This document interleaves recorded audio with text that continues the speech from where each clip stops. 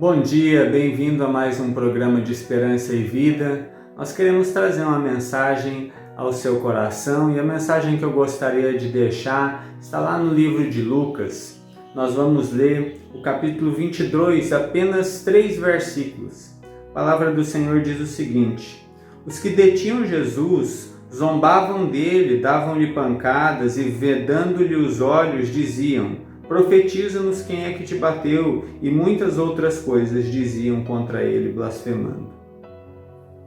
Bom, para aqueles que conhecem um pouco a respeito da história de Jesus, vocês vão se lembrar de que esta já é a sexta-feira da paixão. Este relato desses 3 versos é o relato de um Jesus que agora aqui já está preso, já foi julgado, já foi sentenciado na noite de quinta para sexta-feira, e agora ele está prestes a ser crucificado. Aqui nós vemos um Jesus apanhando de guardas, nós vemos um Jesus sendo zombado, sendo cuspido, mas se nós olharmos um pouco para trás e voltarmos um pouco na história, nós vamos ver que as coisas aparentemente não deveriam ter seguido esse rumo. Porque o que Jesus chega anunciando a partir do seu ministério é que o reino de Deus já havia chegado, é que Deus estava no controle de todas as coisas. Mas quando nós olhamos para esta sexta-feira, para toda essa humilhação, para tudo isso que Jesus passa, nós podemos nos perguntar: este é o reino de Deus? É assim que as coisas são quando Deus está no controle? E não apenas nós nos perguntamos isso, mas os discípulos também se perguntam isso.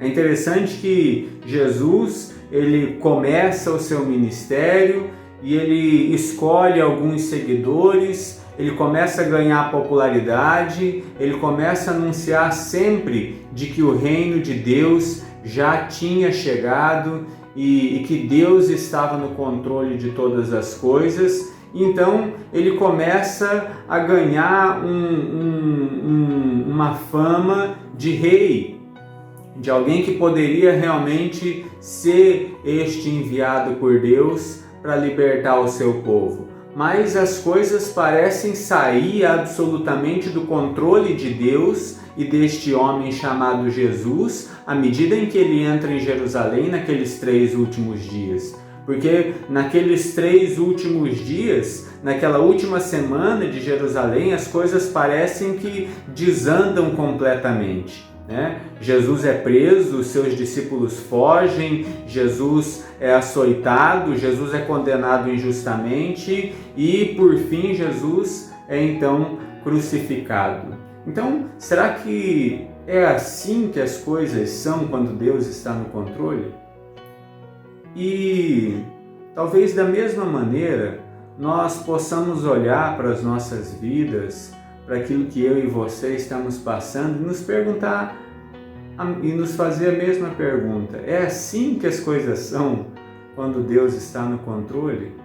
Talvez o ano tenha começado e você tenha criado muitas expectativas e feito vários planos, e você tenha colocado na sua mente, no seu coração, de que as coisas vão acontecer exatamente da maneira como você previu, da maneira como você pensou, porque Deus estava no controle.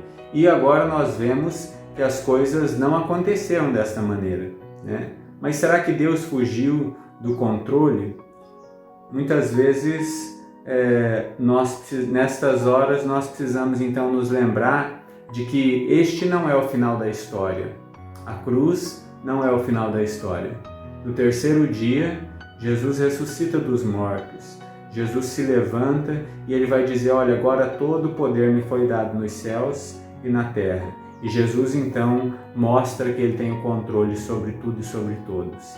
E para mim e para você que está passando por toda essa situação, talvez você esteja passando não apenas a dificuldade da pandemia, mas também mais dificuldades no seu casamento, no seu trabalho. Talvez as coisas com os seus familiares não estejam da maneira como você pensou, da maneira como as coisas correriam, mas que você grave na sua mente e no seu coração de que, assim como aquela sexta-feira não era o último capítulo daquela história, o dia em que você está vivendo também não é o último capítulo da sua história.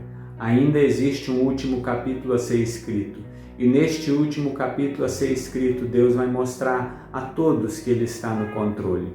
Esta pandemia, tudo isso que nós estamos vivendo, a reclusão social, tudo isso não é o último capítulo da história.